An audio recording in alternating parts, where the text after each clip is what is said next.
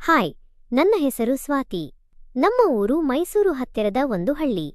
ನನಗೆ ಮದುವೆಯಾಗಿ 2 ಮಕ್ಕಳು ಇದ್ದಾರೆ. ನನಗೆ 35 ವರ್ಷ. ಆದರೆ ನನ್ನ ಗಂಡ ನಮ್ಮನ್ನೆಲ್ಲ ಬಿಟ್ಟು ಹೋಗಿ ಇವತ್ತಿಗೆ 4 ವರ್ಷ ಆಯಿತು.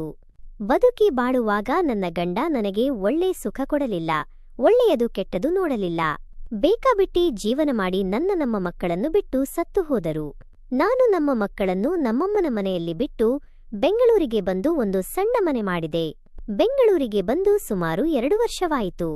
ಅಲ್ಲಿಂದ ಶುರುವಾಯಿತು ನನ್ನ ಒಂಟಿ ಜೀವನ. ನನಗೆ ಗೆಳತಿಯೊಬ್ಬಳು ಇದ್ದಾಳೆ. ಅವಳ ಹೆಸರು ಸ್ನೇಹ ಅಂತ. ಅವಳದು ಸುಂದರ ಸಂಸಾರ. ಇನ್ನು ಮಕ್ಕಳು ಇರಲಿಲ್ಲ. ಮದುವೆಯಾಗಿ 1 ವರ್ಷ ಆಗಿದೆ ಅಷ್ಟೇ. ನಾನು ಸ್ನೇಹ ತುಂಬಾ ಒಳ್ಳೆ ಫ್ರೆಂಡ್. ನಾವಿಬ್ಬರು ಜೊತೆಗೆ ಕೆಲಸಕ್ಕೆ ಹೋಗೋದು ಬರೋದು. ನಮ್ಮ ಕೆಲಸ ಒಂದು ಸಣ್ಣ ಫ್ಯಾಕ್ಟರಿಯಲ್ಲಿ. ನಾವು ಅಲ್ಲಿ 10 ಜನ ಕೆಲಸ ಮಾಡುತ್ತಿದ್ದೆವು. ಅದರಲ್ಲಿ 6 ಜನ ಗಂಡಸರು, ಇನ್ನು 8 ಜನ ಹೆಂಗಸರು. ಅದರಲ್ಲಿ ನಾನು ಒಬ್ಬಳು. ಹೀಗೆ ನಮ್ಮ ಜೀವನ ನೂಕುತಳ್ಳು ಅಂತ ನಡೀತಿತ್ತು. ಹೀಗೆ ಇರುವಾಗ ನಾನು ಒಂದು ಭಾನುವಾರ ಕೆಲಸಕ್ಕೆ ರಜೆ ಇತ್ತು. ಮನೆಯಲ್ಲಿ ಇದ್ದು ಬೇಜಾರಾಗಿತ್ತು. ಹಾಗಾಗಿ ನಮ್ ಸ್ನೇಹ ಮನೆಗಾದರೂ ಹೋಗೋಣ ಅಂತ ಹೋದೆ. ಅವಾಗ ನಾನು ಬಾಗಿಲು ಓಪನ್ ಇತ್ತು. ನಾನು ಎಂದಿನಂತೆ ಸೀದಾ ಒಳಗಡೆ ಹೋಗ್ಬಿಟ್ಟೆ. ಅವಾಗ ಅಲ್ಲಿ ನಮ್ಮ ಫ್ರೆಂಡ್ ಸ್ನೇಹನು ಅವರ ಯಜಮಾನನು ರೂಮಲ್ಲಿ ಇದ್ರು. ನನಗೆ ಗೊತ್ತಿಲ್ಲ ಅವರ ಯಜಮಾನನು ಇದ್ದಾರೆ ಅಂತ. ನಾನು ರೂಮ್ ಹತ್ತಿರ ಹೋದೆ. ಸ್ನೇಹ, ಅಯ್ಯೋ ಬಿಡ್ರಿ, ಯಾರಾದರೂ ಬರ್ತಾರೆ ಬಿಡ್ರಿ ಅಂತ ಗೋಗರಿಯುತ್ತಿದ್ದಳು.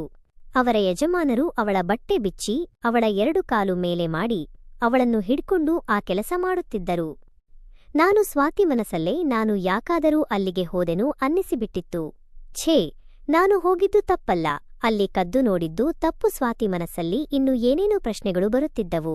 ಮನೆಯಲ್ಲಿ ಕೂತು ಟಿವಿ ಹಾಕಿದೆ, ಆದರೂ ಅವರ ಆಟನೇ ಕಣ್ತುಂಬ ಬರ್ತಿತ್ತು. ನನಗೆ ಏನೋ ಒಂದು ತರ ಮನಸ್ಸಲ್ಲಿ ತಳಮಳ. ಹಾಗೇ ಯೋಚನೆ ಮಾಡಿ ನನಗಂತೂ ತಲೆಕೆಟ್ಟು ಹೋಗಿತ್ತು. ಅದರಲ್ಲಿ ನನ್ನದೇನು ತಪ್ಪಿದೆ? ಅವರು ಹಾಗೆ ಮಾಡೋರು ಬಾಗಿಲು ಹಾಕೊಂಡು ಮಾಡಬೇಕಿತ್ತು, ಇಲ್ಲ ಸುಮ್ನೆ ಇರಬೇಕಿತ್ತು. ಅಯ್ಯೋ ಪಾಪ, ಅವರಿನ್ನೂ ಇವಾಗ ಹೊಸದಾಗಿ ಮದುವೆಯಾಗಿರೋದು. ಏನ್ ಮಾಡೋಕ್ಕಾಗುತ್ತೆ ಅಂತ ನನಗೆ ನಾನೇ ಸಮಾಧಾನ ಮಾಡಿಕೊಂಡೆ. ಆದರೂ ಮೇಲ್ನೋಟಕ್ಕೆ ಸಮಾಧಾನ ಆದರೂ ಒಳಗಡೆ ಕೆಣಕುತ್ತಿತ್ತು. ಸ್ವಾತಿ ಗಂಡ ಹೋದಾಗಿನಿಂದ ಯಾರನ್ನೂ ಅವಳು ಕಣ್ಣೆತ್ತಿ ನೋಡಿರಲಿಲ್ಲ. ಅವಳ ಈ ಯೋಚನೆಗಳು ಅವಳನ್ನು ಹಾದಿ ತಪ್ಪಿಸುತ್ತಿದ್ದವು. ಅವಳು ಯಾವುದಕ್ಕೂ ಜಗ್ಗುವ ಹೆಂಗಸಲ್ಲ. ಆದರೆ ಅವತ್ತು ಯಾಕೋ ಮನಸ್ಸಲ್ಲಿ ಏನೇನೋ ಯೋಚನೆಗಳು ಬರುತ್ತಿದ್ದವು. ಸ್ವಾತಿ ಯಾಕೆ ಇವತ್ತು ಏನೋ ಅವಳನ್ನು ಮುಟ್ಟಿ ನೋಡ್ಕೋತಾಳೆ? ಆವಾಗ ಅವಳ ಮಲ್ಲಿಗೆ ಅರಳಿ ರಸ ಕಕ್ಕುತ್ತಿತ್ತು. ಸ್ವಾತಿಗೆ ಅದೇ ಅಚ್ಚರಿ. ನಾನು ತುಂಬಾ ದಿನಗಳಿಂದ ಅವಿತಿದ್ದ ಹಸಿವನ್ನು ಕೆರಳಿಸಿಬಿಟ್ಟಿತ್ತು. ಆದರೂ ಅದನ್ನೆಲ್ಲ ಪಕ್ಕಕ್ಕಿಟ್ಟು ಎಂದಿನಂತೆ ಕೆಲಸಕ್ಕೆ ಬಂದಳು. ಏನಾದರೂ ಹೇಳ್ತೀಯಾ ಎಂದು ಕೇಳಿದಾಗ, ಸ್ವಾತಿ ಆಂಟಿ. ಏನದು ಸ್ವಾತಿ? ನಾನು, ಅಯ್ಯೋ ಬಿಡ್ರಿ, ಯಾರಾದರೂ ಬರ್ತಾರೆ ಬಿಡ್ರಿ ಅಂತ ಗೋಗರಿಯುತ್ತಿದ್ದಳು. ಅವರ ಯಜಮಾನರು ಅವಳ ಬಟ್ಟೆ ಬಿಚ್ಚಿ ಅವಳ 2 ಕಾಲು ಮೇಲೆ ಮಾಡಿ ಅವಳನ್ನು ಹಿಡ್ಕೊಂಡು ಆ ಕೆಲಸ ಮಾಡುತ್ತಿದ್ದರು. ನಾನು ಸ್ವಾತಿ ಮನಸ್ಸಲ್ಲೇ ನಾನು ಯಾಕಾದರೂ ಅಲ್ಲಿಗೆ ಹೋದೆನು ಅನ್ನಿಸಿಬಿಟ್ಟಿತ್ತು. ಛೇ, ನಾನು ಹೋಗಿದ್ದು ತಪ್ಪಲ್ಲ, ಅಲ್ಲಿ ಕದ್ದು ನೋಡಿದ್ದು ತಪ್ಪು. ಸ್ವಾತಿ ಮನಸ್ಸಲ್ಲಿ ಇನ್ನು ಏನೇನೋ ಪ್ರಶ್ನೆಗಳು ಬರುತ್ತಿದ್ದವು. ಮನೆಯಲ್ಲಿ ಕೂತು ಟಿವಿ ಹಾಕಿದೆ, ಆದರೂ ಅವರ ಆಟನೇ ಕಣ್ಣುತುಂಬ ಬರ್ತಿತ್ತು. ನನಗೆ ಏನೋ ಒಂದು ತರ ಮನಸ್ಸಲ್ಲಿ ತಳಮಳ. ಹಾಗೆ ಯೋಚನೆ ಮಾಡಿ ನನಗಂತೂ ತಲೆ ಕೆಟ್ಟು ಹೋಗಿತ್ತು. ಸ್ವಾತಿ ಆಂಟಿ, ನೀನು ಅವಳಿಗೆ ಏನಾದರೂ ಕೈಬಿಟ್ಟಿದ್ದೀಯಾ?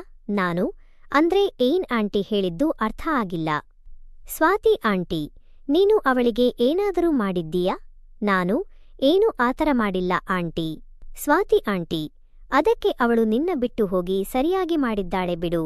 ನಾನು, ಹಾಗೇನೂ ಇಲ್ಲ ಆಂಟಿ, ಇವಾಗ ಅನ್ನಿಸ್ತಿದೆ ಏನಾದರೂ ಮಾಡಬೇಕಿತ್ತು ಅಂತ. ಸ್ವಾತಿ ಆಂಟಿ, ಸರಿ ಬಿಡು, ಇವಾಗ ಅದೆಲ್ಲ ಯಾಕೆ, ಆರಾಮಾಗಿ ಮಲ್ಕೋ. Good night. ನಾನು, ಸರಿ ಗುಡ್ ನೈಟ್ ಆಂಟಿ. ನಾನು ಸರಿ ಅಂತ ಮಲಗಿದೆ. ಬೆಳಿಗ್ಗೆ ಎದ್ದು ಸ್ನಾನ ಮಾಡಿಕೊಂಡು ಕೆಲಸಕ್ಕೆ ಹೋದೆ. ಸಂಜೆ ಕೆಲಸ ಮುಗಿಸಿ ಮನೆಗೆ ಬರುವಾಗ ಸ್ವಾತಿ ಆಂಟಿನ ಜೊತೆಯಲ್ಲಿ ಬಂದ್ಲು. ದಾರಿಯಲ್ಲಿ ಬರುವಾಗ, ಏನು ಹಾಗೆ ಸುಮ್ನೆ ಹೋಗ್ತಿದ್ದೀಯಾ? ಏನಾದರೂ ಮಾತಾಡು ಅಂದ್ಲು. ಏನ್ ಮಾತಾಡೋದು ಆಂಟಿ? ಅವಾಗ ಸ್ವಾತಿ ಆಂಟಿ, ಯಾಕೋ ಬೆಳಿಗ್ಗೆಯಿಂದ ಬೇಜಾರಲ್ಲೇ ಇದ್ದೀಯಾ? ಅವಾಗ ನಾನು, ಏನಿಲ್ಲ ಆಂಟಿ, ಹಾಗೆ ಸುಮ್ಮನೆ. ಏನು ನಿನ್ನ ಡವ್ ನೆನಪಿಗೆ ಬಂದಳ? ಹೇಳು ಪರವಾಗಿಲ್ಲ ಅಂತ ನನ್ನ ರೇಗಿಸುತ್ತಿದ್ದಳು. ಹೇ ಸುಮ್ನೆ ಬಾ ಆಂಟಿ ಅಂದೆ. ಅವಾಗ ಸ್ವಾತಿ ಆಂಟಿ, ನಾನೇನಾದರೂ ನಿನ್ನ ಜಾಗದಲ್ಲಿ ಇದ್ದಿದ್ರೆ ನಾನು ಅವಳನ್ನ ಸುಮ್ನೆ ಬಿಡ್ತಿರಲಿಲ್ಲ ಗೊತ್ತಾ? ಅವಾಗ ನಾನು ಏನ್ ಮಾಡ್ತಿದ್ರಿ ಅಂದೆ. ಅವಾಗ ಸ್ವಾತಿ ಆಂಟಿ ಏನ್ ಮಾಡ್ತಿದ್ನ, ಅವಳಿಗೆ ಮದುವೆಗೆ ಮುಂಚೆನೆ ಅವಳಿಗೆ ಆ ಕೆಲಸ ಮಾಡ್ತಿದ್ದೆ, ನೀನು ಇದ್ದೀಯಾ ಅಂತ ನನ್ನ ಭುಜಕ್ಕೆ ಹೊಡೆದಳು. ನಾನು ಹಾ ಆಂಟಿ ಅಂದೆ. ಅವಾಗ ಸ್ವಾತಿ ಆಂಟಿ ಮತ್ತೆ ಇನ್ನೇನು, ನಿನ್ನಂತ ಒಳ್ಳೆ ಹುಡುಗನಿಗೆ ಹೀಗೆ ಮೋಸ ಮಾಡಿದಳಲ್ಲ ಅಂದ್ಲು. ಅವಾಗ ನಾನು ಯಾರ್ ಹೇಳಿದ್ದು ಆಂಟಿ ನಾನು ಒಳ್ಳೆ ಹುಡುಗ ಅಂತ? ಸ್ವಾತಿ ಆಂಟಿ ನಾನೇ ಹೇಳಿದ್ದೀನಿ ಅಲ್ವಾ? ನಾನು ಅಯ್ಯೋ ಆಂಟಿ ಇವಾಗ ಹೇಳ್ತೀನಿ ಕೇಳಿ, ನಾನು ಮುಂಚೆ ಅವಳಿಗೆ ಸೀಲ್ ಓಪನ್ ಮಾಡಿದ್ದೀನಿ ಗೊತ್ತಾ? ಇವಾಗಲೂ ಅವಳು ಅವರ ಗಂಡನ ಜೊತೆಯಲ್ಲಿ ನೈಟ್ ಮಲಗಬೇಕಾದರೆ ನಾನು ನೆನಪಿಗೆ ಬಂದೇ ಬರ್ತೀನಿ ಗೊತ್ತಾ ಅಂದೆ. ಅವಾಗ ಸ್ವಾತಿ ಆಂಟಿ ಅಯ್ಯೋ ನಿನ್ನೆ ಯಾಕೆ ಸುಳ್ಳು ಹೇಳ್ದೆ ನೀನು ಅಂದ್ಲು. ಸುಮ್ನೆ ಯಾಕೆ ನನ್ನ ಮರ್ಯಾದೆ ನಾನೇ ಕಳೆದುಕೊಳ್ಳುವುದು ಅಂತ ಸುಮ್ನೆ ಹಾಗೆ ಸುಳ್ಳು ಹೇಳ್ದೆ ಅಷ್ಟೇ. ಸ್ವಾತಿ ಆಂಟಿ ಹೌದಾ ನಿಜವಾಗ್ಲೂ ಮಾಡಿದ್ದೀಯಾ ಅಂದ್ಲು. ನಾನು ಮಾಡಿದ್ದೀನಿ ಆಂಟಿ, ಯಾಕೆ ನಿಮಗೆ ಡೌಟ್ ಅಂದೆ.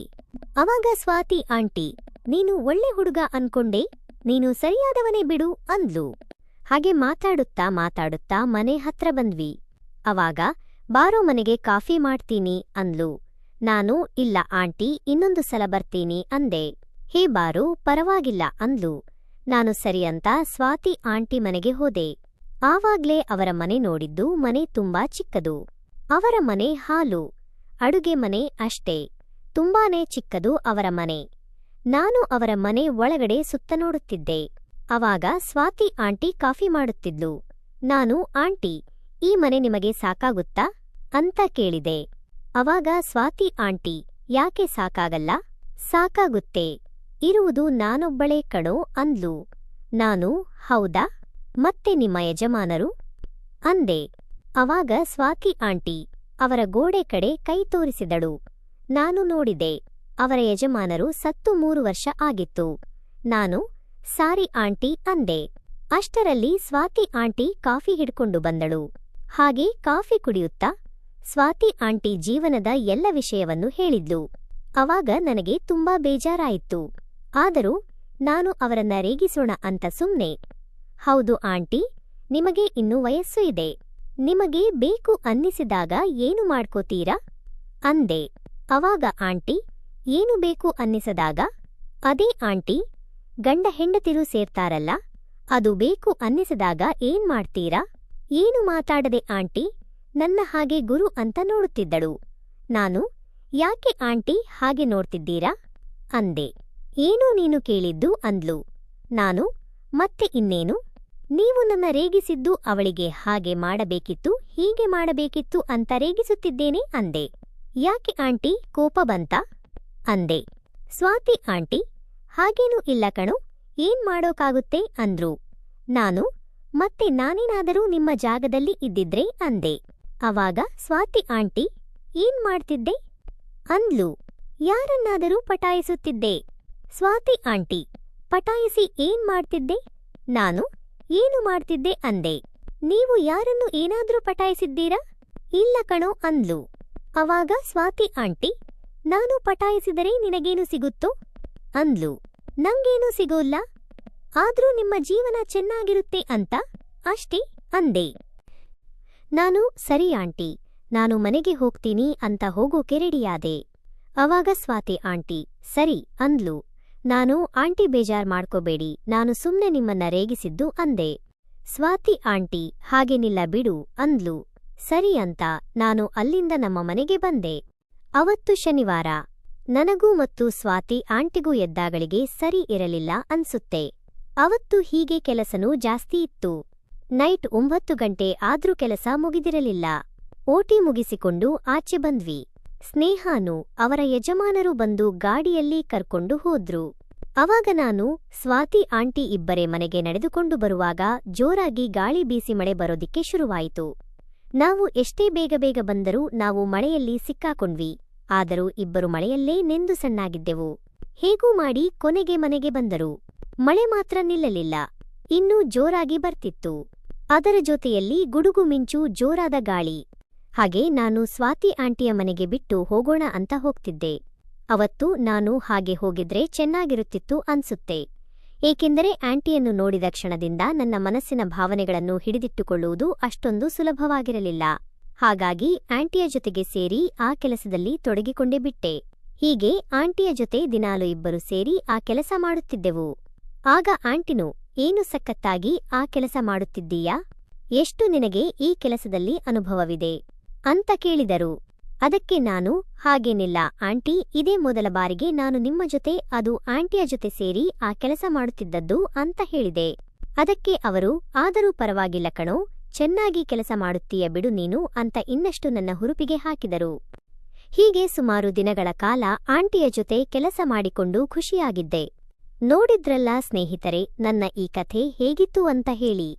ನಿಮ್ಮ ಅನಿಸಿಕೆಗಳನ್ನು ಕಾಮೆಂಟ್ ಬಾಕ್ಸಲ್ಲಿ ಕಾಮೆಂಟ್ ಮಾಡಿ ತಿಳಿಸಿ. ಮತ್ತೆ ಮುಂದಿನ ವಿಡಿಯೋದಲ್ಲಿ ಸಿಗೋಣ. ಅಲ್ಲಿವರೆಗೂ ನಮ್ಮ ಚಾನೆಲ್ ಸಬ್ಸ್ಕ್ರೈಬ್ ಮಾಡಿಕೊಳ್ಳಿ. ಧನ್ಯವಾದಗಳು. ನಮಸ್ಕಾರ.